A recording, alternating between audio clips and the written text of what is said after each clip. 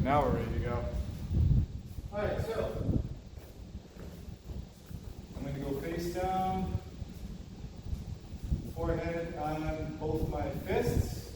Oh, the other thing too is, I don't know how good the audio is since we've been using this iPad for the Facebook Live, so I haven't gotten any comments that you can't hear me. I know the upload that I do to YouTube, the audio is definitely good. So if for some reason you can't hear what I'm saying, please ask me to raise my voice via comment. Thank you. All right, so we're going to go face down, and I'm just going to, this position will kind of, we talked about this before, going face down, letting your forehead rest comfortably on your fists that are elevated above your shoulders. Will really kind of relax all these muscles of your chest, upper back, and neck. Again, I use the example all the time because a lot of us tend to spend a lot of time seated in front of a screen, forward head posture. A lot of those muscles get all jacked up, all toned up, and cause us aches, pains, headaches, neck pain, upper back, shoulder blades, all those things. So this is a nice option to kind of take a little bit of a break, reset things, put those muscles on slack so they're not working overtime anymore. So here we go. Again, 5 or 6 breaths, and then we're going to be moving on.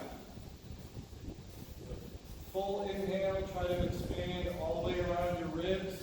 You should kind of feel your chest and your belly to a certain extent. Kind of press into the floor in this position. You should feel the rib cage pushing out to the sides, and then also out of your back. So here we go.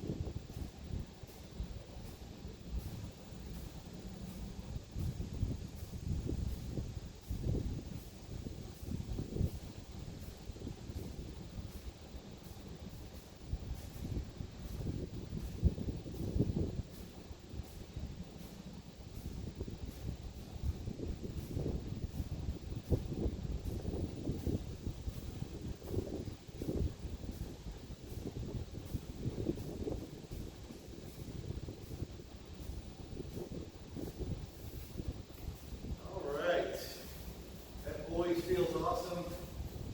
You do it for a little bit too long, you might end up falling asleep, and that might not be a good idea this morning. All right, so we're going to go into our dead bug pattern. We've done a variety of different variations on the dead bug. And just to reset, doing that exercise is a great way for us to really reinforce keeping our pelvis and our rib cage facing each other, feeling these front side ab muscles work, and keeping that lower back from excessively going into an arched position.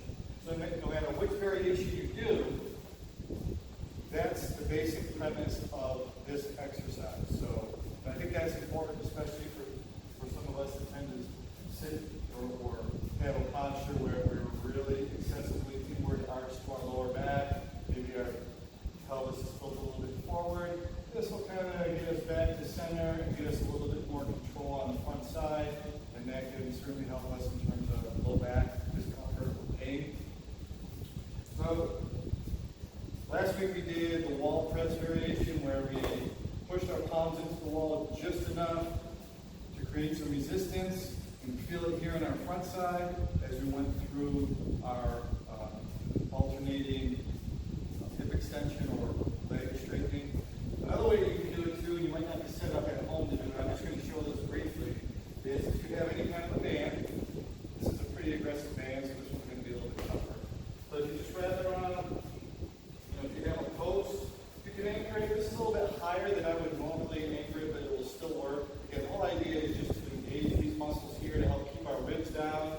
keep that low back in a good position as we add that hip and leg movement. So, you have a post or some kind of immovable object, if you can fix the band and sort of wrap it around, that will work. Get into our position. So basically what you're going to do is we're going to exhale till we feel those ribs come down, lower back settle into the floor, pull on that band so we feel that resistance on the front side. And then from here it's the movement that we've been doing. Think about reaching long with one leg and the other. Feeling those abs the whole time. So you can do whichever variation you want. I just thought I would show that one as an option for those of you at home that have a band and a way to fix it. So again, the way to get around that, to add some resistance if you don't have a band, is just a little bit of tension into the wall, press your hands into the wall, feel that low back, push it to the ground, and from here we'll do a set of 8 to 10 per side.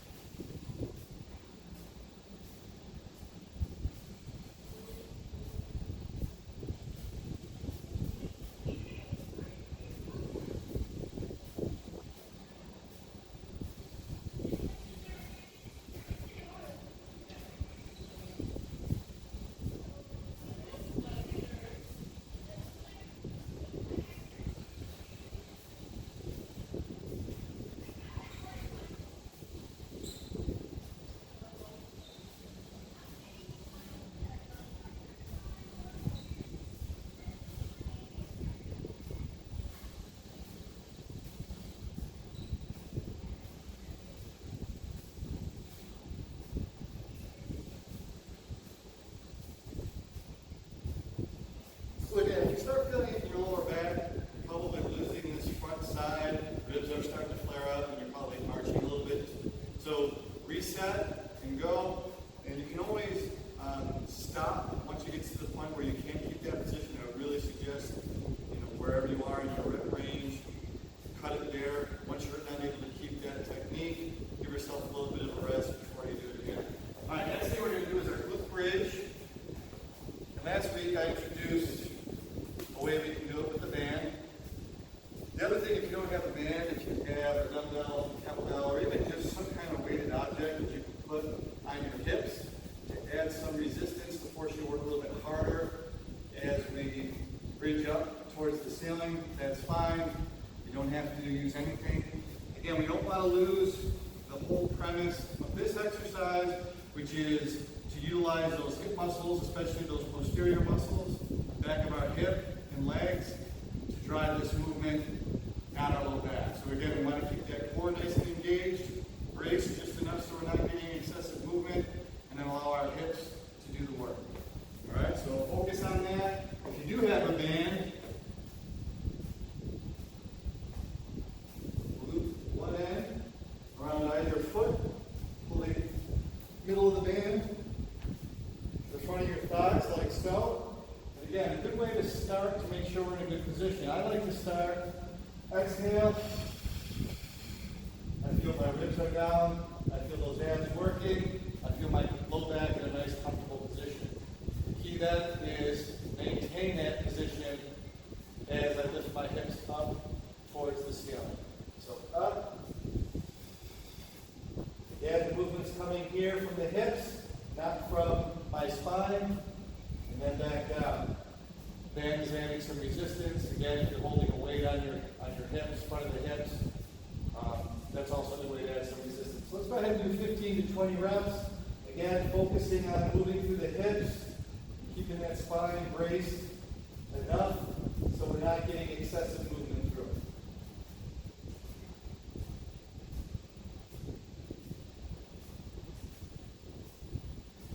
You can also place a hand on your abs, make sure you still feel them. Maybe also place your thumb on the front of your ribs. If you feel that thumb lift up and those ribs flare up, then you're kind of losing that spine position.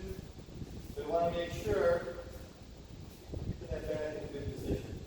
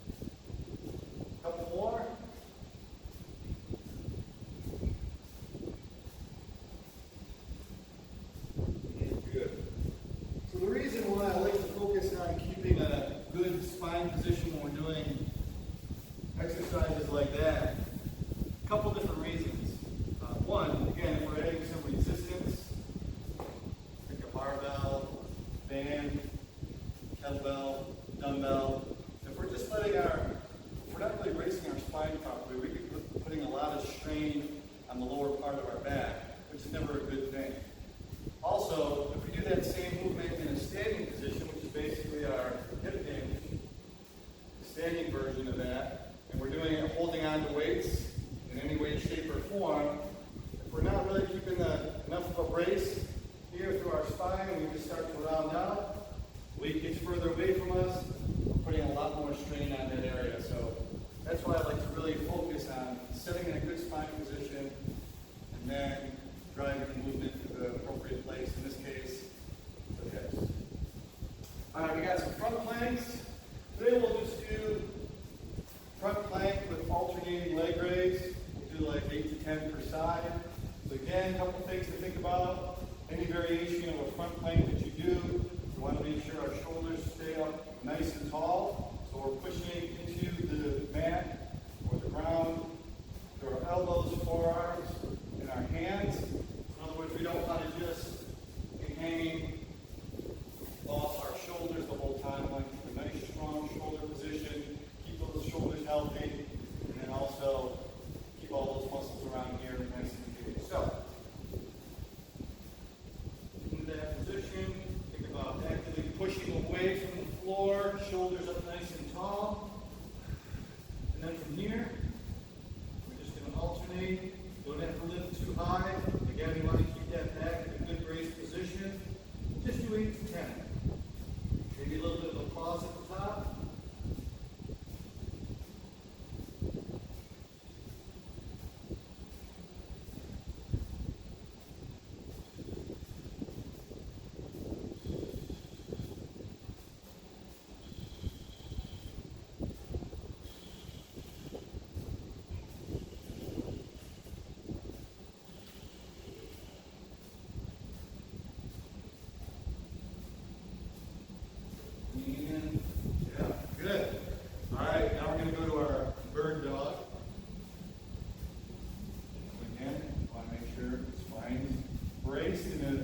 Comfortable, what we might call a neutral position.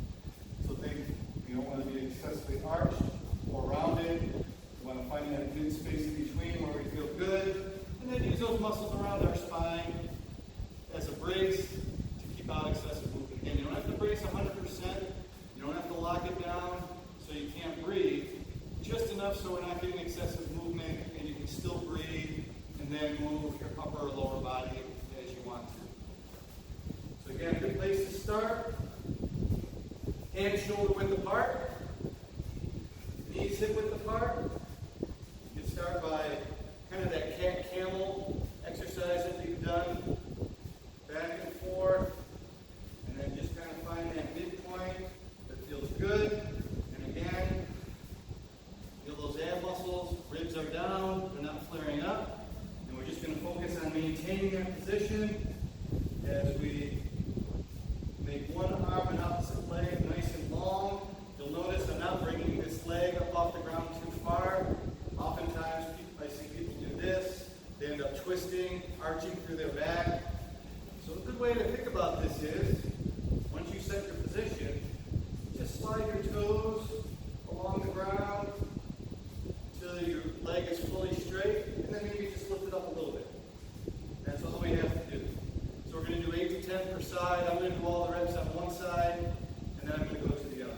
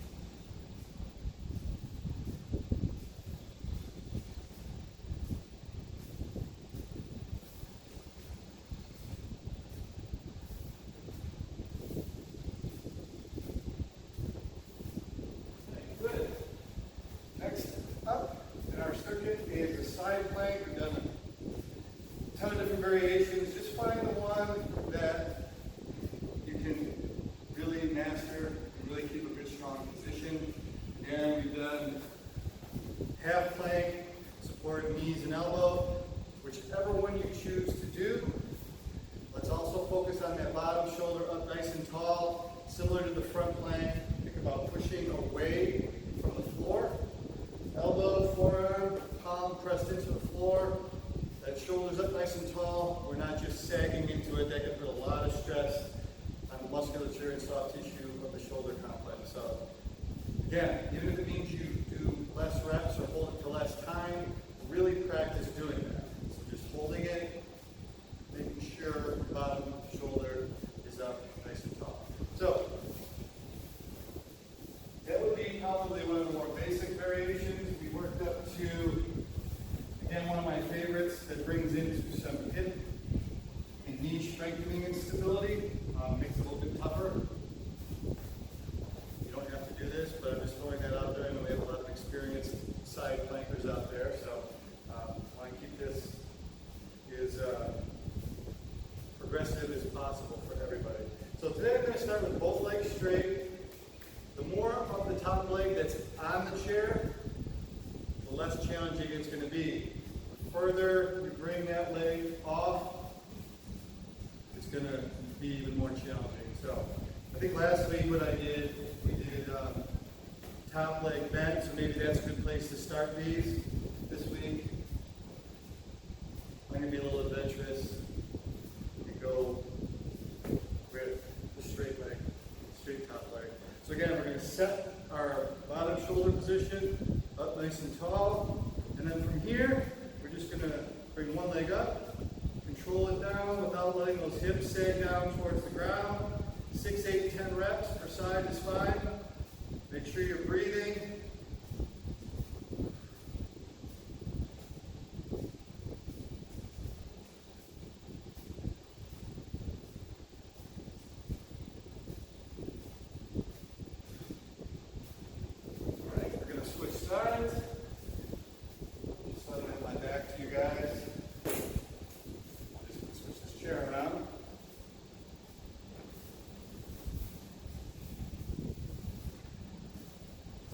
Those few seconds to get in the right position. We always have that bracing strategy. A couple seconds, get that in place. Additionally, when we're doing anything where we're supporting with the upper body, you want to make sure the shoulder's in a good position. So take those couple of seconds to get there, up nice and tall. Get 8 to 10 reps.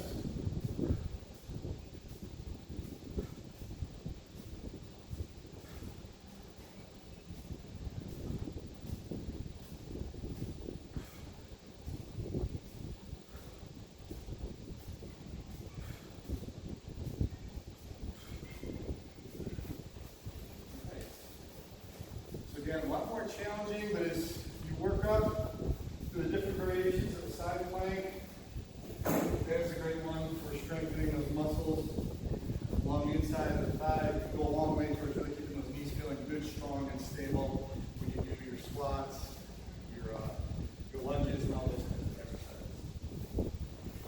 All right, the last thing that we did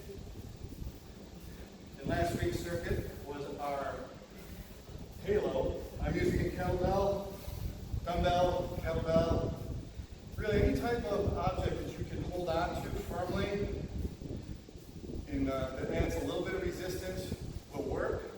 I know not everybody has kettlebells and dumbbells at home. This is a great exercise for increasing mobility through the mid part of our spine. We spent some time working on that with some other drills on Tuesday's class. Didn't get a chance to join us for that one, go to our YouTube channel and you can check out the class from July 28th, a couple days ago. The other thing too is we really have to focus on keeping our core in a good, strong, stable position so we're not getting excessive rotation, particularly through the lower back. So definitely some cool challenges here. Today we're going to do it in a tall kneeling position. So again, you don't want those hips to drop back. Stay nice and upright, some tension through your glutes or your backside. Bracing around your spine. Think about having a straight line from your shoulder, hips to your knee. We don't want to start sagging backwards. All right, so let's do like 8 per side. But I'm going to do it 2 in one direction, 2 in the other. Keep doing that until I've done 8 per side or 16 total. start, again, if you have a kettlebell, grab it by the horns, bottoms up. All right, get that good braced position. And then we're just going to do nice tight circles, getting the greatest range of motion around our head. Try to keep your head in as good a position as possible. So that's 2.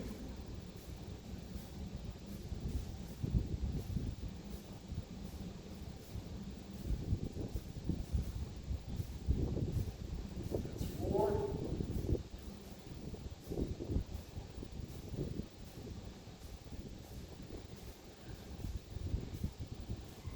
Back the other way for 2.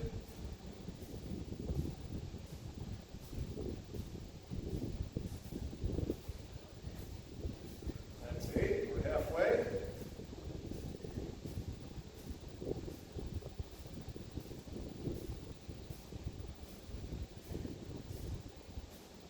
Ten.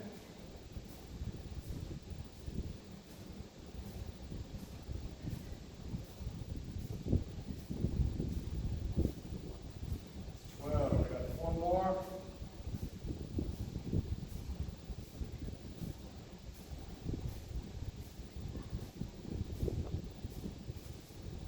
14. 2 more. This direction.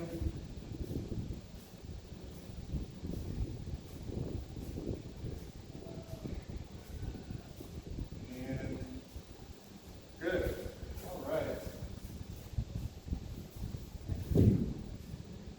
So the time we have left, so just to reiterate that circuit, if you want to kind of go through it 2 or 3 times, do this on your own. Again, you can always refer back to the videos here on Facebook or log on to our YouTube channel. Better yet, subscribe to it if you haven't already. Dead bug pattern. We have glute bridge, either the resistance band, dumbbell, kettlebell, or some kind of weight held across your hip. Or if you don't have any of those things, just practice on doing a body weight glute bridge, abs braced, spine in a good position, moving through your hips. We did the front plank variation. Today we just good strong position, alternated, lifting one foot and then the other. You can hold it for longer periods of time. Lots of different ways to increase the challenge there. We did our bird dog. Again, same strategies apply, making sure that we're keeping our spine braced, ribs and pelvis kind of facing each other so we feel those abs on the front side, keeping that low back in a good position on the back side. Side planks, any variety, maybe pick the most challenging variation that you can do really well. I don't care how many reps you do, 2 or 3, or how long you hold it. Start off with 5-10 second holds and do multiple rounds that way. I think that's a better way to build it up. And then we finish with that halo. Again, we're working on some good rotation and mobility through our mid-spine while keeping race through our midsection and keeping our low back in a good strong position, up nice and tall in this tall and heavy position. Definitely challenging core exercise, but it's also really great for working on our shoulder mobility.